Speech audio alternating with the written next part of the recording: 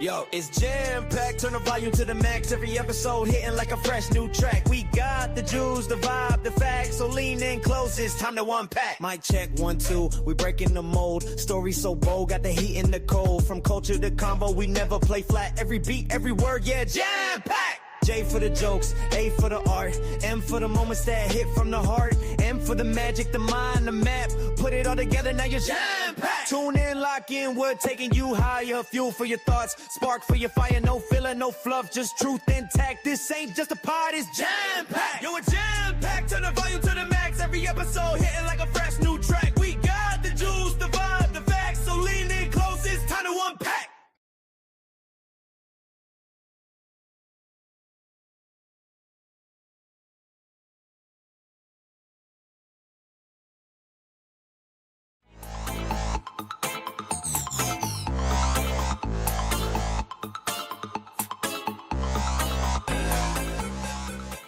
Andrew, do you know who Chase Young is? Yeah, of course. No. My point is, I don't either.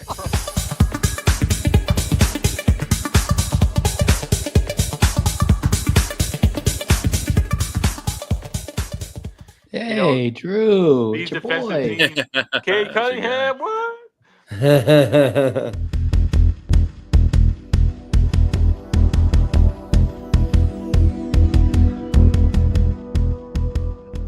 Mike, just concede, man. It was about not being in the play-in, bro. Just concede. Just concede already.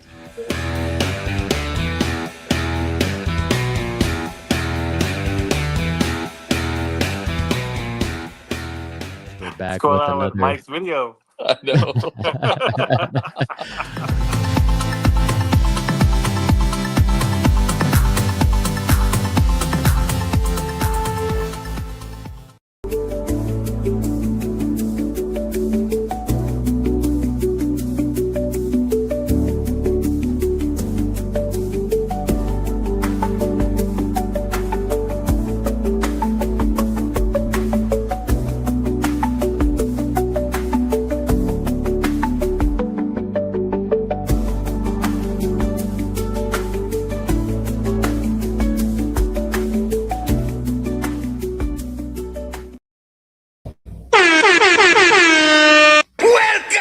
What up, Jam Pack? Welcome back to another episode. I'm MK. I'm your host.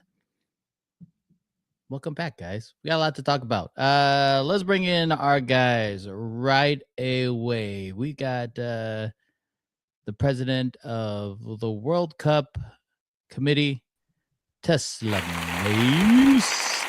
What's up, brother? And you don't know him yet. You might have heard his voice, but you haven't seen his face yet. It'll become more and more popular as he calls live games Jack. What's up, boys? What up, guys? March Madness is around the corner. Lots to go over. Just with we'll even say within the last 3 days.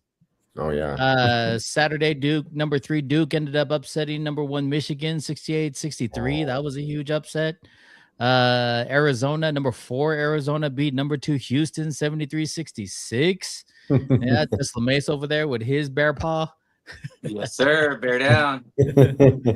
I mean, and then you ended up getting 23 BYU ended up winning against number 6 Iowa State 79-69. Cincinnati beat number 8 Kansas 84-68. I mean, that one wasn't even close. UCLA squeaked it and got the upset against number 10 Illinois 95-94. I'm like, there's so many upsets this year. It's almost hard for me to keep up. Tennessee beat 19 Vanderbilt 69-65. We had, and that was just the Saturday games. That was, and then if we go into, I believe we had a couple today. Kansas, number 14, Kansas beat number 5 Houston 69-56. North Carolina just kind of squeaking by there, 77, 74, 24, ranked Louisville. Dude, this tournament I feel like is going to be fairly close match. I don't know. Has it seemed like there's been any one dominant college team this year? I thought it was Michigan until Saturday. Like for me, I was like, oh, like if Duke can beat Michigan, then they can beat anybody, But I don't know. For me, it's still kind of Michigan just because of how much they spread the ball around. Like they have, multiple guys that are averaging double figures. Like, it's just crazy how much they spread around because you don't have one guy that you need to shut down. Like a lot of these teams, like a Caleb Wilson of North Carolina or Cam Boozer of Duke, like Michigan. Yeah, they have a Yaxel Lendeborg that can do almost anything he wants, but like there's so many options that you have to shut down if you're the opposing team, and I think that's what makes Michigan still the top threat in my opinion. Is it just ball movement? Are they distributing the ball better than everybody else? Are they just can attack you from anywhere? I think they can do a little bit of everything, really. I mean, I think one of their biggest strengths is just, I think for one, it's like they're veterans, just the guys that they have, because they have a lot of upperclassmen. They have a lot of transfers that have played at a lot of ball, right? Like their leader, like I just mentioned, Lendeborg. I mean, he has like 5 years of college basketball under his belt, something like that. So, like when you bring in all those guys that have all that experience, and then they're so big too, they can pound you in the paint. They can do whatever they need to do. Like, their one weakness is sometimes 3-point shooting, but I guess it's kind of it, because they're blowing out like ranked teams most of the time by like 30 plus, so. Ooh. Tesla, who's caught your eye this year? So I really don't know. I think that you have a good 6 to 8 teams that can legitimately win this thing. The Big Ten is top heavy. The Big 12 is top heavy. Obviously, the ACC, you got Duke. I don't know that I consider any other ACC team a legitimate championship contender. Obviously, the SEC, you have all these teams that are just really good, right? You got Tennessee, you got Bama, you got Kentucky is decent. Vanderbilt's good this year, which is crazy. And so I really am excited. In the Big Ten, you got Purdue, Michigan State, as always. So I could see an awesome tournament brewing, but then I also don't really see many upsets because I do think a lot of these teams are that good in the tournament. If I had to pick the favorite right now, I think I'd go Illinois. Yeah, I know it's gonna surprise a lot of people, but I think Illinois is pretty solid, man. They got Peja Stojakovic's son there. They got a couple other Euros that are they just really play well together. They got 3-point shooting. They play decent defense. They got length. And I truly believe that the Big Ten really tests them very well. Now I might be a little biased. I picked them. I had a buddy that I picked about 2 months ago, and I called Illinois, so I'm riding that train. But I mean, even Arizona, right? I mean, my boys, the U of A. You got Pete, who's out right now, and they're still doing this. I mean, they got a couple great freshmen. They got some depth. They got some size. They got a big man. I think they lack a little bit of shooting, and come tournament time when when teams start getting hot from that 3-point line, that's kind of been the missing thing for them. But I mean, you can never count out Houston. I mean, it's pretty crazy, and Iowa State's up there, right? I mean, I mentioned Iowa State. I haven't mentioned UConn. And I think Florida is also one of the best teams in the country. Obviously, they got championship pedigree with their big man Hugh still there, and they got the transfer from was it Harvard or is he? I know he's from one of the Ivy League schools. I don't remember which one that transferred over, tearing it up over there for them. So I'm excited. Like I said, I could see a whole bunch of things going on, and I'm excited. It's right around the corner. It's that fun time of year. It's gonna be awesome. Definitely. Do you feel like NIL affects the affects college basketball more so than say football? I think NIL is great for college basketball. In my opinion, I think you don't have your, 4 teams that can win it, the 4 number 1 seeds. I think you legitimately have a good top 16 that could potentially win it. Now, I don't know if we'll see as many upsets, with the 16 seeds and 15 seeds and even 14 seeds to that extent, just because of how good this year is. But I think the NIL has been actually really good for college basketball in general. My personal opinion. It seems like it. I mean, you got the big names. Even in the SEC, you got big names that just aren't doing well at all this year. LSU's 2-12, Oklahoma's 3-11, Auburn 6-8. I mean, I know Kentucky. Kentucky doesn't have Calipari anymore, but they're still only 8-6. It's hard to. They got Pope, right? Isn't Pope their coach over there? Mm-hmm. Right. But you're in the past, you're used to seeing so many names in the dance that, like, I'm looking at their records and I'm going, oh man. Oh man, I guess we put up way too much for football and then didn't pay up for basketball. Well, yeah, because I mean, even in the, let's say, I say the deeper conferences, the Big 12, Big 10, even UCLA is not ranked; they're still 10-6, right? That Wisconsin's they're in the Big 10, they're 11-5. I mean, you have some great records in there, but even Ohio State, you're used to seeing them in the dance. They're only 9-7. USC's 7-9, like they're not doing well. It's hard to see some of these top tier basketball programs that you're used to seeing in the dance not doing well this year. Oh well, man, I think that's what the NIL's done is created that opportunity for not your greatest recruiters, right? I mean, you don't have these. They're basically just buying players. I mean, to be frank, I mean, it's not a matter of recruiting like it used to be. And let me go to Duke and let me go to Michigan State because I want to get noticed and I want to get one and done and go to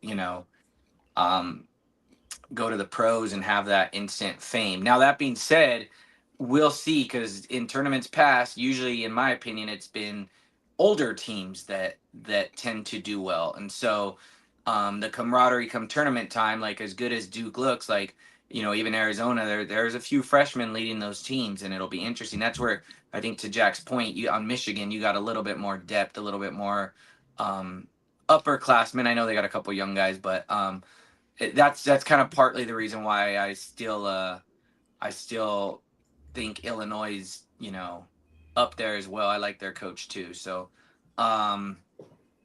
it should be interesting. It should be good. Now we have an opportunity to watch a couple of these. What is it? League tournaments. Is that correct, Mike? Am I putting that in correct term? Conference tournaments. Yeah. The conference tournament. Mm-hmm. Out in Vegas. It'll be my first time watching some of the conference tournaments. Like I'm excited, dude. Yeah, it's fun, man. It's a great experience. I've been doing it for several years now, and I'm a little disappointed the Pac-12 is not there anymore, because it essentially, my day looked like, if it was a Friday, Saturday, I'd go to the Mountain West Conference has their championship game at noon. On Saturday, you go watch it, and then you jump over to the T-Mobile Center and you're going to go watch the Pac-12 tournament championship at like 5 o'clock. You go watch it, and then you head over to the Orleans and you watch the WAC tournament, which, Grand Canyon actually made some noise in the tournament last year. And so it was cool. It's cool because it just means more many times. So remember, you get your at-large bids, right? And so that's in the WAC, almost this.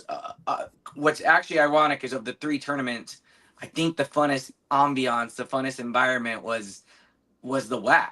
And you have the Grand Canyon, you have all the fans wearing purple, and It's a little tiny, casino arena compared to the T-Mobile, which is where the Las Vegas Knights play, and the Pac-12's going on. And you got, obviously there's more people, right? But really, UCLA and Arizona, they're both getting into the tournament. And so the desire to win is there, but it's not like, man, if I lose, many of these players from Grand Canyon probably never play another day of, sports, like, Right. like realistically, right? At that level, for sure. So yeah, we're gonna try to go up on a Thursday and either we do one day at the Mountain West and watch all 4 games, and it's gonna be fun. It's gonna be quite an experience for you. Or if we just do 2 and then hop over somewhere else and watch a couple more games, I think it's gonna be fun. So yeah, we've kind of arranged that and looking forward to it. So Yes, sir. Look out for videos on our Instagram page. If you need to hit us up on Instagram at JAMM Packed Podcast. Let's go. Is there are there any surprises this year as far as you had mentioned earlier, like, well, Vanderbilt's ranked, which is surprising. Is there any other teams that are kind of like, as of right now, ranked in the top 25 that you're like, oh, they came out of nowhere?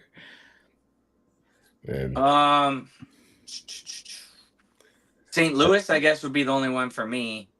St. Louis is definitely one. Yeah, they've in years past they've been okay.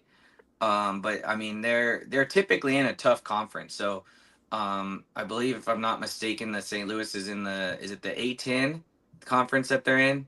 So that's usually like VCU. That's usually like they usually have a pretty tough team that typically gets to at least the Sweet 16, if not the Elite 8. So battle tested, but their record, they're 25-2, which to me is pretty incredible. In that conference. The other one's Miami, Ohio. So I'm looking at Miami, Ohio. I actually didn't even realize Miami, Ohio hasn't even lost a game all year. So they're 27-0, which is crazy. Now, again, if I'm not mistaken, Miami, Ohio is Wally Zerbiak's school. Is that right? I believe so. Let me look. Oh no, it might not be that. What am I? Maybe not. But I mean, let me look at their schedule. So they've beaten Bowling Green, UMass. I mean, they're winning by 14-9, 16-16. They beat at Buffalo by 2. 24 UMass. They beat by 2. They won their second game of the season. They won 129-49. I was gonna say they're putting up over 100 points in like 7 games this year. So maybe their offense is legit. I get it. They're playing a bunch of teams that, UNC Asheville. That's not an easy win. They're a tournament team. Wright State from the Horizon League. They're typically a good team. Akron always has a solid team. So they got 4 more games left. It'll be interesting to see if they can run the table. They're the only unbeaten team in all of college basketball. So is that Eastern Michigan? I'm assuming Western Michigan, Toledo, and Ohio. Their last 4 games. Yeah, looks like it. And it looks like Toledo, Ohio's ranked 4th in their conference. So yeah, dude, they better be able to beat all those teams. Like with the season they've had. Come on, you gotta. But here's what's crazy. So Akron is right behind them, 13-1 in conference play, 22-5. So now you go to the argument of, hey, let's see this conference tournament. Are they really going to put 2 teams in from the MAC? Are you really going to get 2 teams in there? And so if Akron happens to beat them, let's say in the championship game, does Akron still, obviously they get at-large bid, so would Miami steal a bubble spot? I mean, it's just incredible. How do you not put a team that, let's say potentially is 30-1 in the tournament, right? And so I think if that happened, 2 teams would get in personally, but it's gonna be fun. And seeing that, like I said, in early March, like that's the madness before the madness. We all know about the madness, right? But really, if you watch like some of these smaller conferences, especially like even the Mountain West, even the ones that we're gonna see that day, you get a feel for like true fandom, man. And there's really nothing like it, because it's win or go home, and like I said, for many of these kids, just win or never play ball again, and you can't recreate that, right? You can't. The Right. pros, it's all about money. Yes, there is some, desire to win, but the reality is the feeling of it is just different. So good times ahead for sure. I would love to see that fandom kind of translate into the NBA. Like some of it translates over into from college ball into the NFL, but there's almost like a disconnect. They're so gun ho. You watch the tournament games and the stands are packed. Everybody's on the seat, and you don't see that in the NBA until about playoff time. And it's sad to see. Like, True. I would love more teams to kind of hop on the LA Clippers bandwagon of let's create the fan wall. Like, that's the student section. Let's put all our fans in there.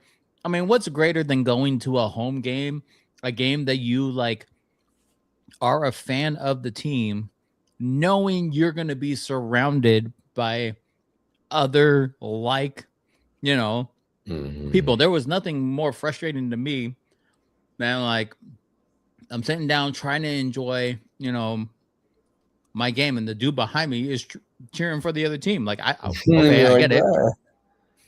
But then if my team's getting trashed, now that's all I hear is him. I'm like, all right, man. Thanks. Okay, so interesting point on that. I want to get your guys' opinions. So as you guys know, I have Rams season tickets, right? And I have them more for just selling them and being able to get other events at the SoFi Stadium, right? You're a secret fan. I get it.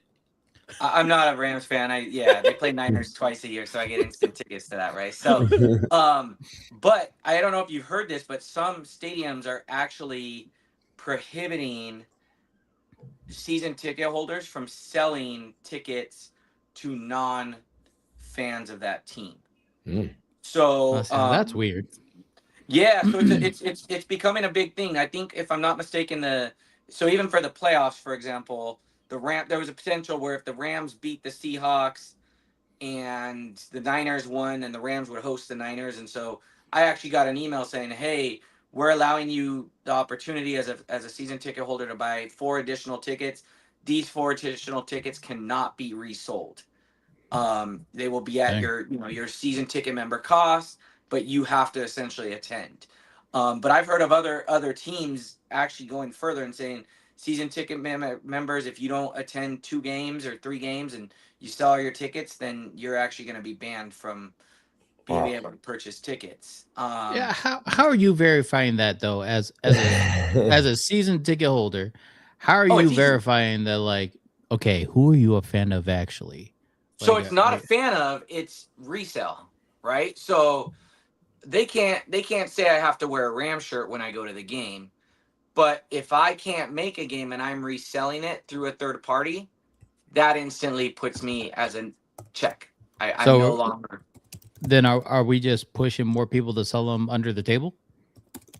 Yeah, but at what marketplace? I mean, then you're gonna have fraud. You're gonna have people not going through. You know what I mean? To be honest, I would love to sell them under the table, because what you don't realize is Ticketmaster hits me on the way in and hits me on the way out, right? And so I'm gonna lose 20% of my value regardless.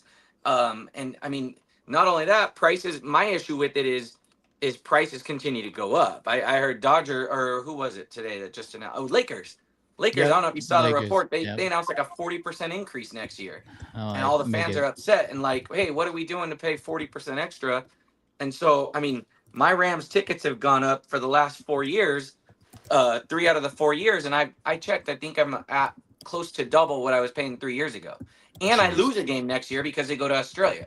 So I had a price increase. I lost a game, and it's like, what the heck? And yet, all I have to do is pay it. And now you're telling me I can't sell them to someone else to make some money back? It's a fan of, let's say they play Buffalo next year. I get to sell it to a Buffalo Bills fan.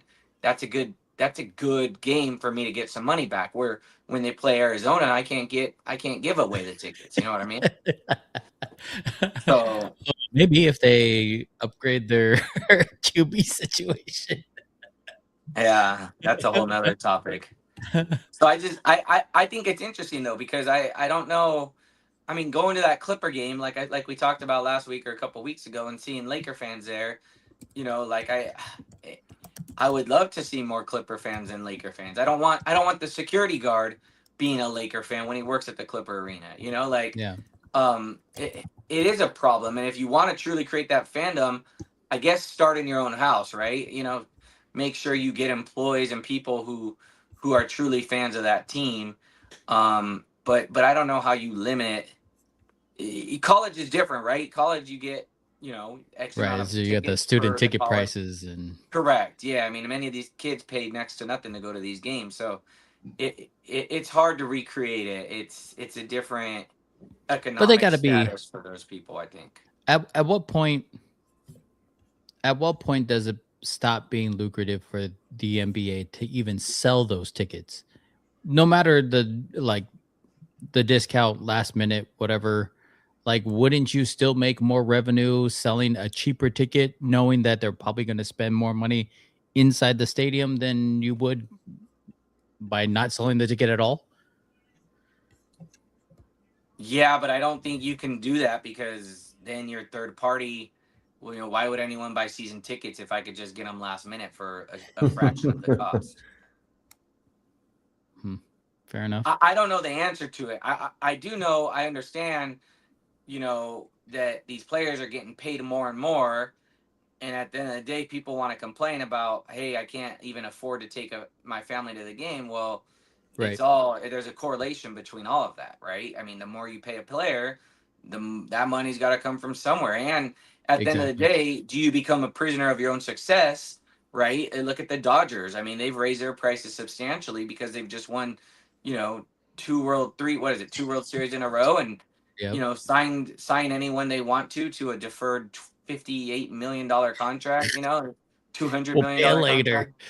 Yeah, I'll pay you later. And I mean, they're trying to get ahead of it and raise prices and get that money, because they know they're on the hook one day for a whole heck of a lot. So yeah, I don't know what the solution is. I really don't. But I mean, there comes a point where I'm like, man, if I got to pay $3,000 to get into an entire two tickets to Rams for the entire season, which is about what I'm at in section 300. Like, I'm not field level, I'm not nosebleed, right? Like, I'm pretty middle of the road, but essentially $1,500 per seat divided by 10 games or 9 games, depending on if it's a preseason game or not.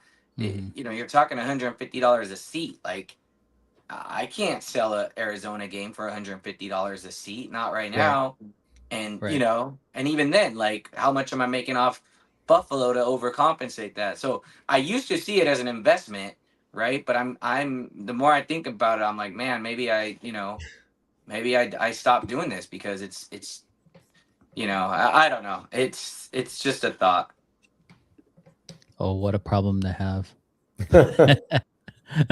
How have the live game callings been going for you, Jack?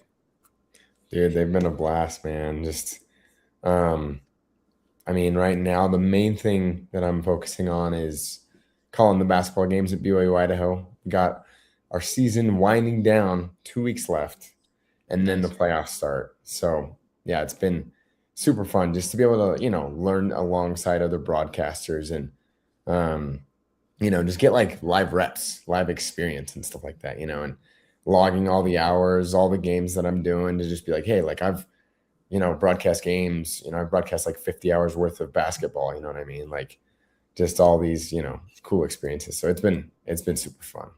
Now, maybe I'm putting it out into the universe, but is there a possibility that we could see you, or at least hear you, calling any other sports? Ooh, I mean, football, definitely. I already did some football so in the fall. I was the play-by-play guy for the entire football season. And then idahosports.com, they're like one of the main streamers for high school sports in the state. I've been talking with them, and they want me to do their, like, a bunch of their football games this next high school football season. So I'll be doing football, which will be great. But yeah, besides football and basketball, I'm not sure right now. Because I've mainly only been seeking out those opportunities anyway. And then, that's just obviously what I've been around, but you never know. Like if there's other opportunities for other sports, like I'm just down for whatever opportunities I can get. You know what I mean? Yeah, well, definitely. No, we're definitely proud of you for that, man. Like Thanks, yeah. just constantly getting the links to the games and hearing you call the games. That color commentary is awesome, my friend. Let's go. You do a great job, Jack. Thanks. When it comes down to the NBA, like who do you think is going to be the front runner? Spurs just ended up getting the win over the Pistons, 114-103 tonight. They seem to be the ones that tend to knock down some of these top-ended teams, mainly Detroit, OKC. I mean, even Boston. Does anybody else even in the league have enough? Like it almost it's almost a little unfair. I mean, if you ask me, how well diverse they are physically. I mean, they're all long. They're all super tall at every position. I was like, what in the world is happening right now? And how did you guys land all these people? How'd you guys land all these people? What for one? I mean, like we what do we know? We know Wemby's 7'4", right? But then they also got Olenek, who's 7 foot, Plumlee, who's also 7 foot, Cornette, who's 7'1". And then you start getting, I don't think there's anybody under 6'3" on their team. De'Aaron Fox is the shortest guy on their team. He's 6'3". Yeah, it's insane. Actually, no. Jordan McLaughlin is 6 foot. I'm reading that right now. But how often is he the local kid? Did he go to Etiwanda High School? Yeah, he went to USC.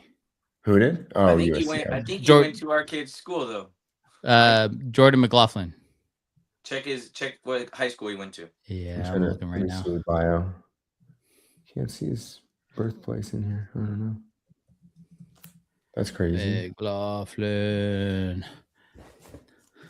Let's see here. Crazy, Etiwanda. I have an Etiwanda shirt. He did. Yeah, he went to Etiwanda High School.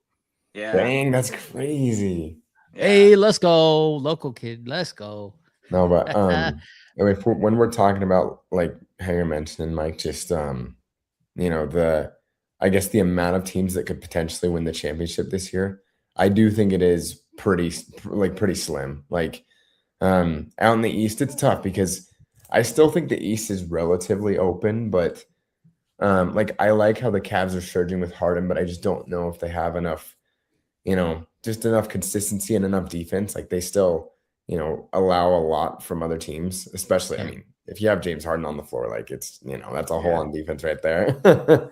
But, the Knicks have been, the Knicks have been inconsistent too, even though this was their kind of year in the East, and then Celtics have been surprisingly good to me, but, I think, what is it? It's the 40-20 rule, right? From Phil Jackson that,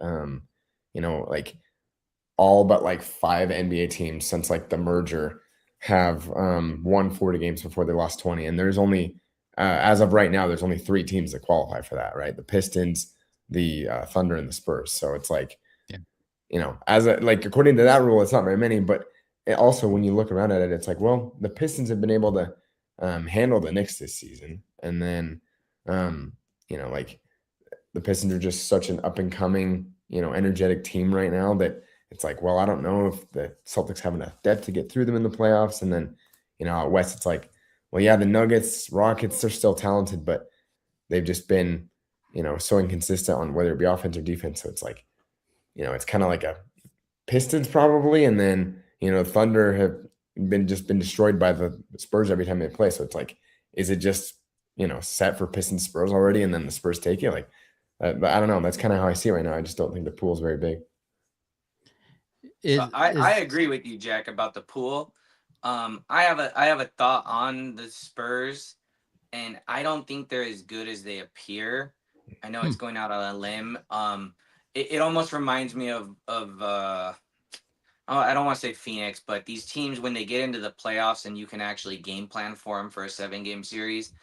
I don't think the Spurs are going to be nearly as good as they are during regular season when teams kind of overestimate the length, right? Overestimate the athleticism.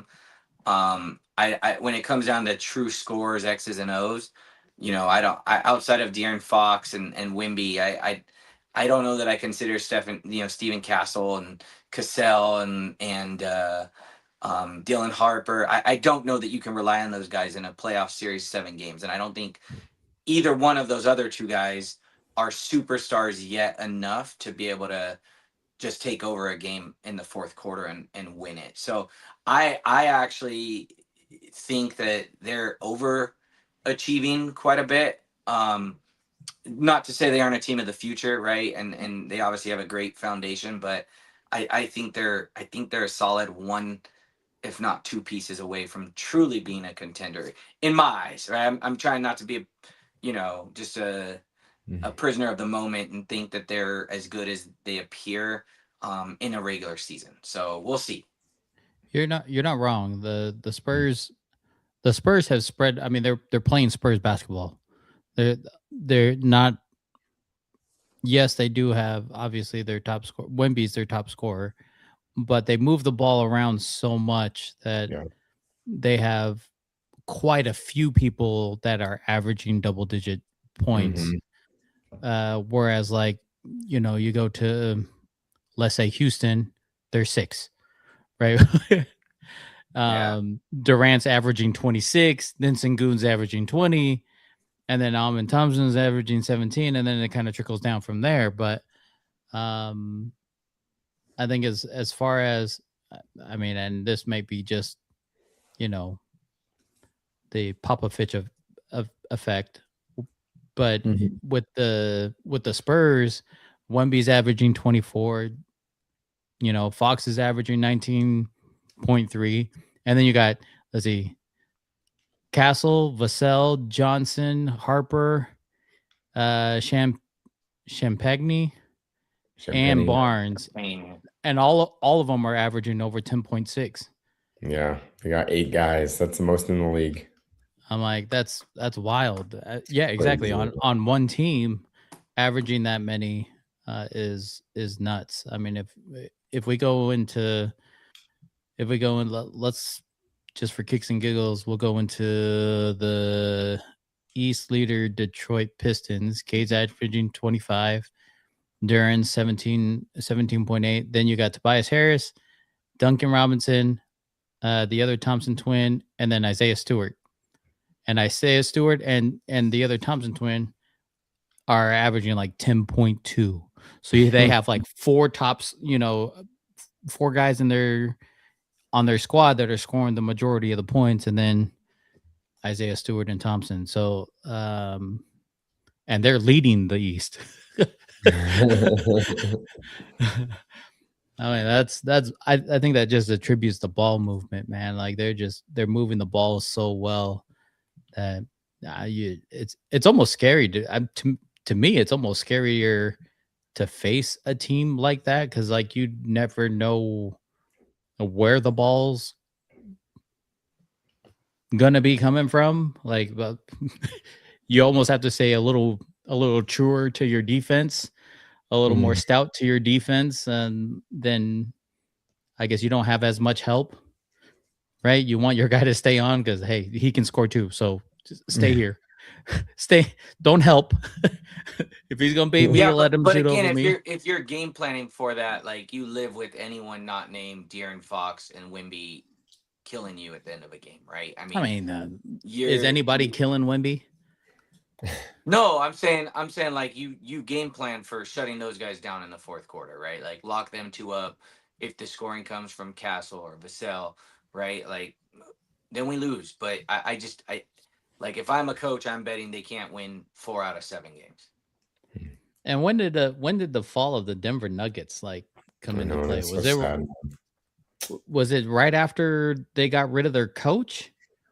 Like for the past at least 5, 6, 7 years, they were always at the top. I mean, they're still fourth in the West, but I don't see them dominating as much as I've seen them in the past. Like in the past, it was all they were probably the scariest team in the West to face outside of the Warriors, who just kind of shoot it from wherever. But I mean, Denver, their top 2 scorers in Joker's, he's averaging 28.8, and then Jamal's averaging 25. And you know, they still have a bunch of guys still in double digits, but what's going on there? Why aren't we hearing more about the Nuggets, or are we just kind of blah to them now? Like, I don't understand.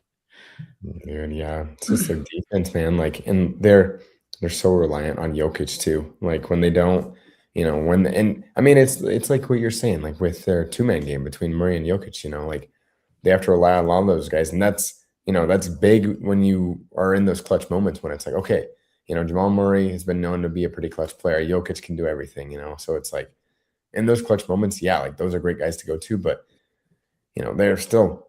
I mean, Jokic just had a triple-double, and they lost to the Warriors, who didn't even have, you know, Butler's out for the season. Curry wasn't even playing. Like, you know, they have all these guys that are out, and they still can't beat the Warriors. Like, dude, if you're the Nuggets, like you gotta clean something up, because they've had a lot of holes, and they've been losing some games that they shouldn't be losing. So I don't know. Like at the beginning of the season, I thought I picked the Nuggets to win the whole thing, but they're just, you know, just too many inconsistencies. And I don't know. I mean, maybe it'll turn around during the playoffs, but they have the pieces. It just hasn't worked out. You guys happen to know who the rebound leader is for the league right now? Ooh, take a wild guess. The rebound leader. Who do you think is leading the league in rebound? Like, is this like average or like total rebounds? Average 12.5 a game. Is it Cat? It's not Cat. Cat has 11.8. Mike, you got a guess? No. I mean, I would guess Giannis, I guess, but I don't think Giannis isn't even in the top 5. It's actually Joker. Joker is 12.5. Oh, okay. I was gonna say Duran. 12.5. Wemby's down at 11.2. He surprisingly doesn't rebound as much as I would have thought for being 7'4". Victor? Yeah. Yeah. I'm Yeah. like, yeah. What about assist leaders? You know who's leading the league in assists? Is it Cade? Or is it's Cade or Luka? Luka, I think, right? So Cade is averaging 9.8. Luka's averaging 8.5. Leader is averaging 10.5. Don't tell me it's Joker.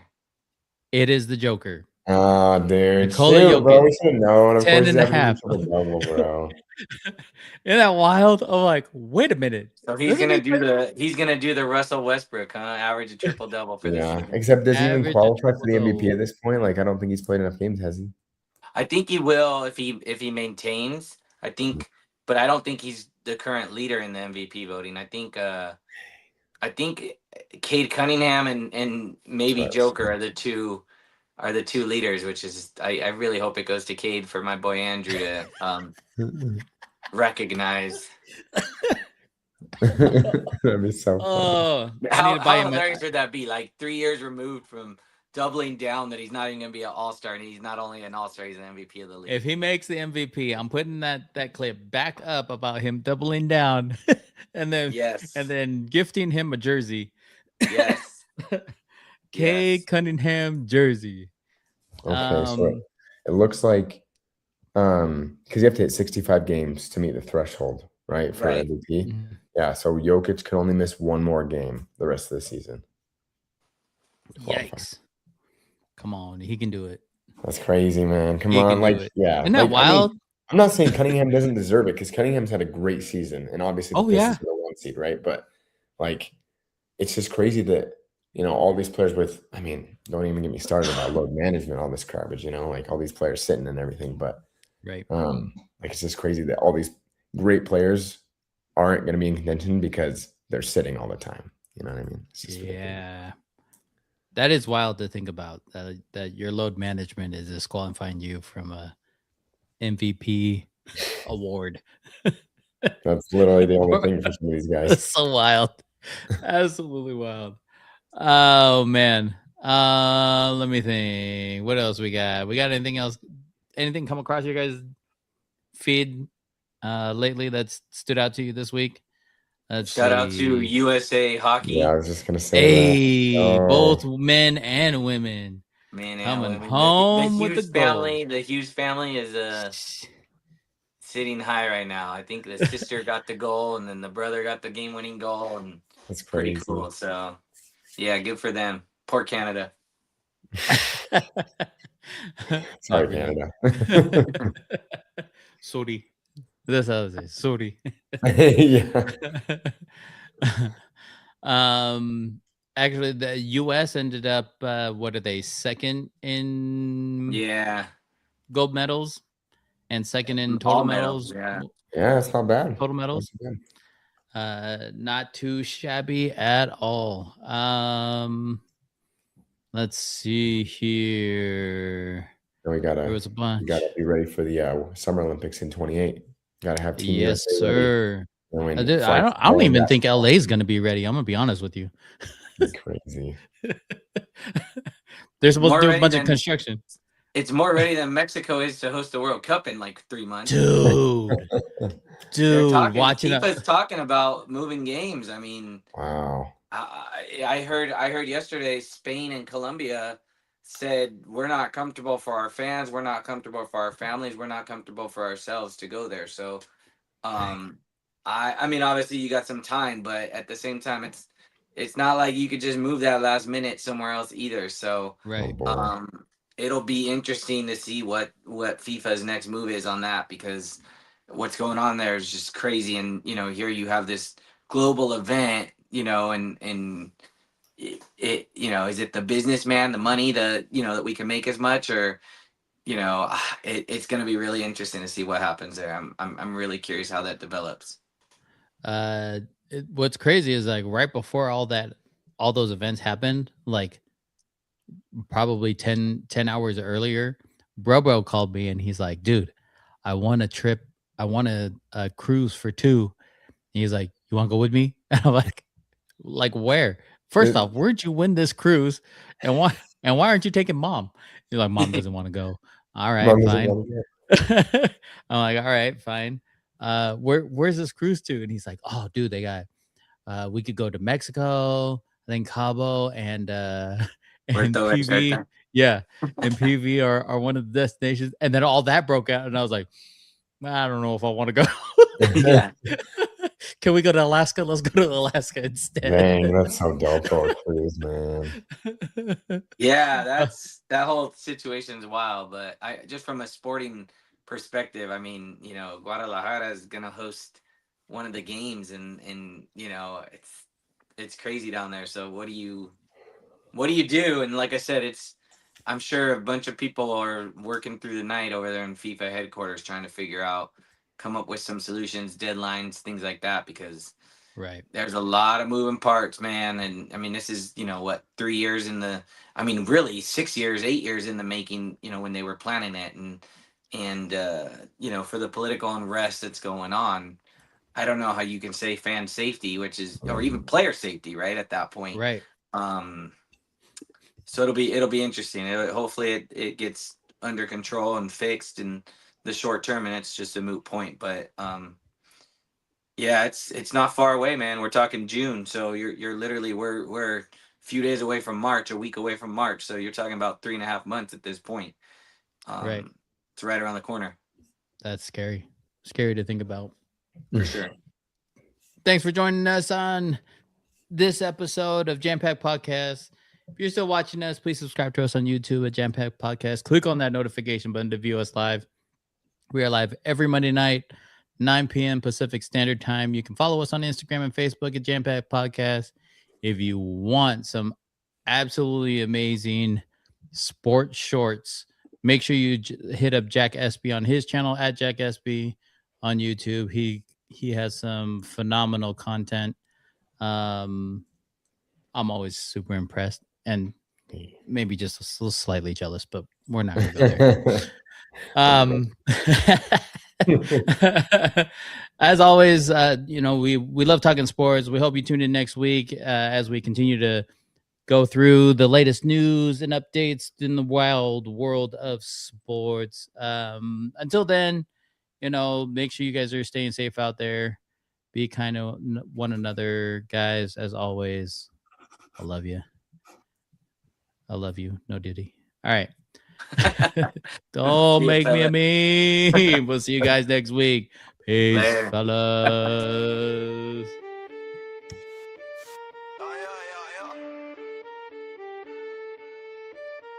Yo, it's jam-packed, turn the volume to the max. Every episode hitting like a fresh new track. We got the juice, the vibe, the facts. So lean in close, it's time to unpack. Mic check, 1, 2, we breaking the mold. Story so bold, got the heat and the cold. From culture to combo, we never play flat. Every beat, every word, yeah, jam-packed. J for the jokes, A for the art, M for the moments that hit from the heart, M for the magic, the mind, the map. Put it all together, now you're jam-packed. Tune in, lock in, we're taking you higher. Fuel for your thoughts, spark for your fire. No filler, no fluff, just truth intact. This ain't just a pod, it's jam-packed. Yo, it's jam-packed, turn the volume to the max. Every episode hitting like a fresh new track.